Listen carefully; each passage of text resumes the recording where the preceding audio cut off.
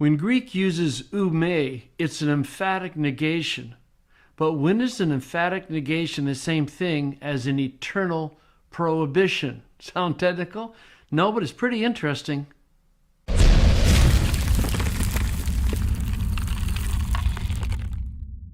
Greek has various ways of saying no, and they have different nuances attached to them, and often those nuances don't make it into an English translation.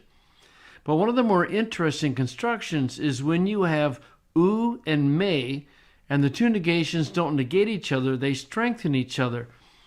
And sometimes we're able to bring that strengthened negation into English, and other times we're not. It all depends upon context. Here are two examples. In John 11:36, it's "and each person living and believing in me, not will die." Okay, there's your aorist active subjunctive with the double negation. "Will not die ever into eternal life," is the idea, into the eternity, into the eon. Do you believe this? And you can see that here, how do you bring this strength and negation? Well, you can very justifiably say never die, because that's the whole point. You will definitely not die ever. Well, that contextually means that you can bring ume in as a never. And if you look at the different translations that are out there, you can see that they're all going to do that. Never die in the NIV, never die in NASB, ESV, CSB, NRSV, Net Bible, and NLT. So all very good translations. But look at Matthew 5:18.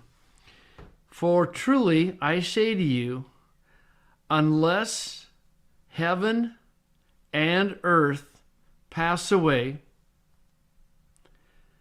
a single iota, one iota, or one stroke will not pass away from the law." So how do you bring this double negation into English if you can? Well, it's actually very difficult, because this one you can't translate with never. Why? Well, it's because until all these things happen. In other words, here you have an ume construction with an aorist subjunctive, and it's an emphatic negation, but it's not an eternal statement. And contextually, we see that. These will not pass away, well, until everything takes place. So while ume up here can be translated as never, down here it can't be. And again, as you look at the different translations, you'll see that. The NIV says, "will by any means," and that's their way of trying to make it emphatic. Not in the NASB, not in the ESV, not in the CSB, not in the NRSV, not in the Net Bible, and not even in the NLT.